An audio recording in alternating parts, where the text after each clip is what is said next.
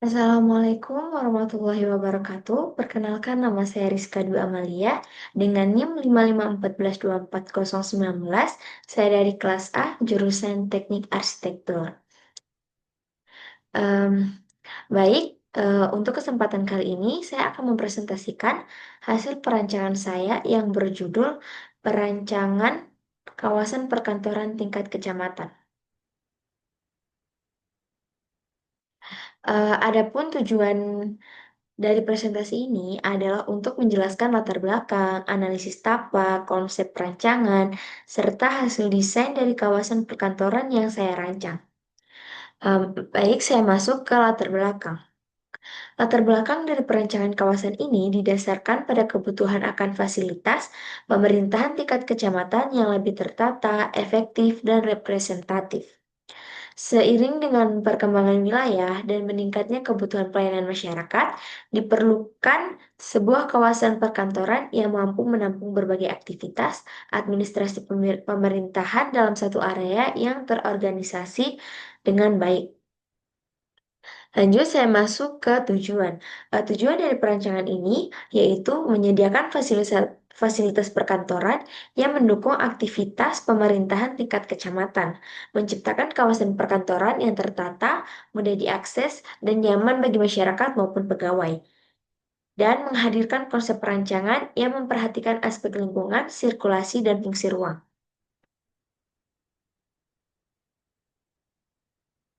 Nah, saya masuk di tinjauan objek rancangan.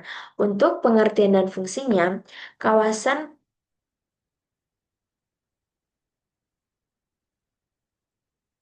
kawasan perkot Nah, saya masuk ke tinjauan objek rancangan. Untuk pengertiannya, kawasan perkotaan di tingkat kecamatan adalah wilayah dalam suatu kecamatan yang memiliki karakteristik perkotaan seperti kepadanan penduduk yang tinggi, demokrasi.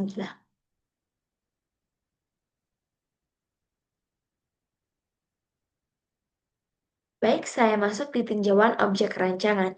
Di sini ada pengertian dan fungsi, ada juga jenis, tipe, dan klasifikasi. Adapun peraturan standar dan persyaratan.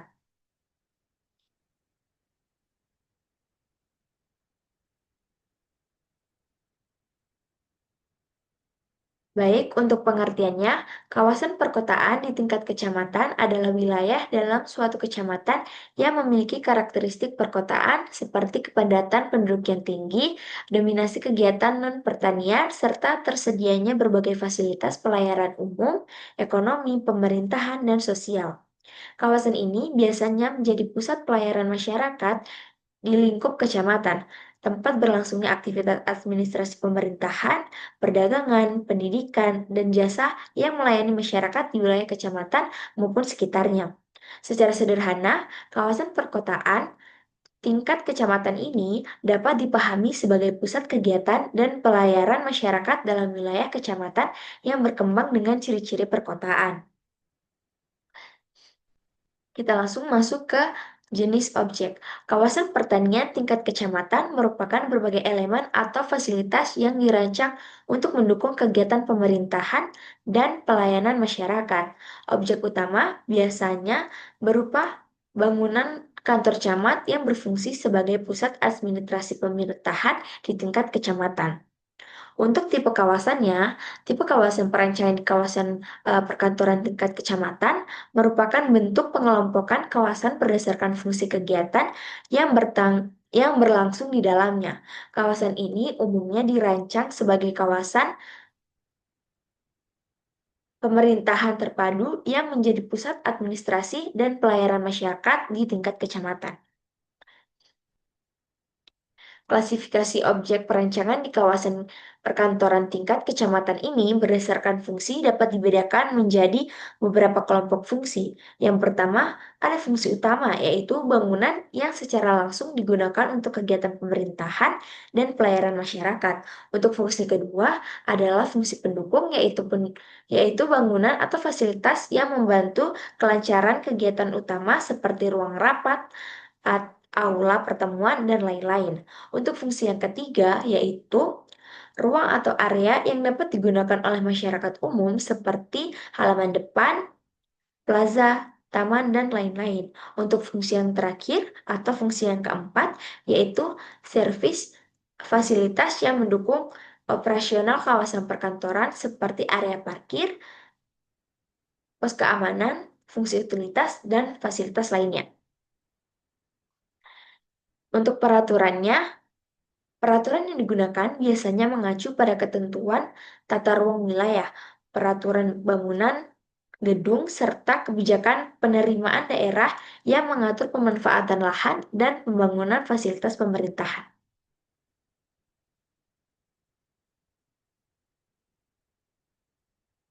Nah, di sini sebenarnya ini ada gambarnya, cuman belum saya tempel. Nah, di sini ada tiga pemilihan kecamatan. Yang pertama ada Kota Timur, yang kedua ada Kota Tengah, dan yang ketiga ada Kota Utara. Nah, di aspek-aspek ini meliputi ada topografi, aksesibilitas, utilitas, lingkungan sosial, kebijakan, dan regulasi serta fasilitas.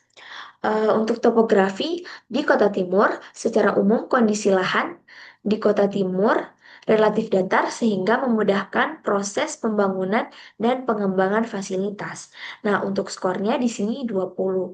Untuk di Kota Tengah, skornya itu 15 dan di Kota Utara skornya 10. Dari pemilihan aspek ini, kami akan eh, menemukan kecamatan yang terpilih. Nah, di sini untuk kecamatan yang paling tinggi skornya itu ada di Kecamatan Kota Timur. Itu dengan skor 95. Nah, lanjut di sini di setiap kecamatan itu eh, memiliki jumlah unit bangunan. Seperti di Kecamatan Kota Tengah itu memiliki 41 unit bangunan, di Kecamatan Kota Barat memiliki 48 unit bangunan, dan di Kecamatan Kota Timur memiliki 55 unit bangunan.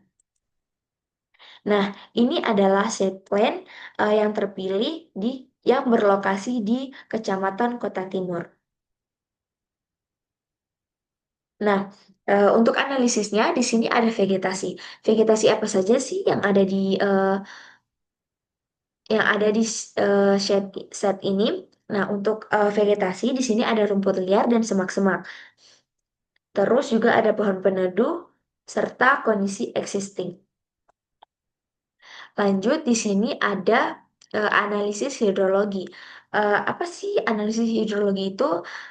Jadi, hidrologi itu tapak berada di kawasan permukiman dengan sistem drainase jalan dan saluran terbuka di sekitar site.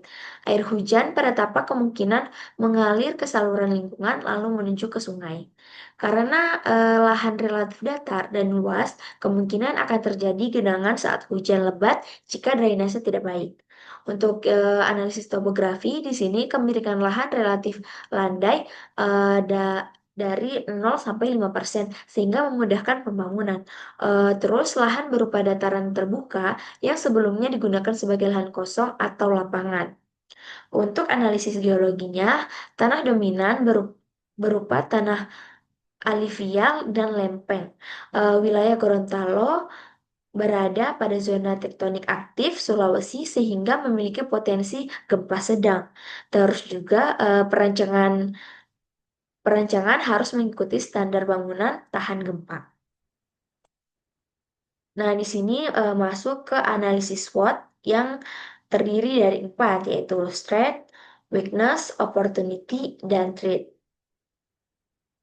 Nah, di sini ada frekuensi hubungan fungsi ruang. Di sini ada 9 bangunan. Yang pertama ada kantor camat, kantor pos, bank, terus koperasi, KUA, masjid, polsek, dan damkar. Di sini juga ada matriks hubungan fungsi bangunan dan juga ada bubble diagram fungsi bangunan. Nah, untuk program ruang di sini ada 9 bangunan. Eh, untuk kantor camat ini ada pengguna tetap dan pengguna tidak tetap. Eh, se, eh, se- apa? Untuk program ruang ini, setiap bangunan memiliki pengguna tetap dan pengguna tidak tetap. Ini ada Bank BRI, ada KUA, ada koperasi, ada masjid, puskesmas, Kapolsek, dan Damkar. Baik, kita masuk ke besaran ruang. Untuk besaran ruang yang pertama ini ada kantor camat. Eh, Setelah kami hitung, untuk kantor camat ini memiliki luas sekitar 166 meter persegi. Untuk kantor pos memiliki luas sebesar 126 meter persegi. Untuk bank itu 136 meter persegi. Untuk koperasi itu ada 132 meter persegi. Selanjutnya ada puskesmas yang memiliki luas sekitar 114 meter persegi. Terus juga ada damkar yang memiliki luas 223 meter persegi. Terus ada Kapolsek yang memiliki luas 166 meter persegi. Dan yang terakhir ada masjid yang memiliki luas 169 meter persegi. Nah, ini adalah zoning terpilih yang sudah kami buat. Ini ada tata masa bangunan. Di sini ada kantor camat, RTH, Damkar, KUA, Puskesmas, Koperasi, Polri, Masjid, dan Bank. Terus ini juga ada tata masa bangunan. Ini belum selesai eh, di sketsa. Nah, ini ada lembar asistensi saya. Demikian presentasi yang dapat saya sampaikan. Mohon maaf apabila terdapat kekurangan dalam penyampaian. Terima kasih atas perhatiannya. Wassalamualaikum warahmatullahi wabarakatuh.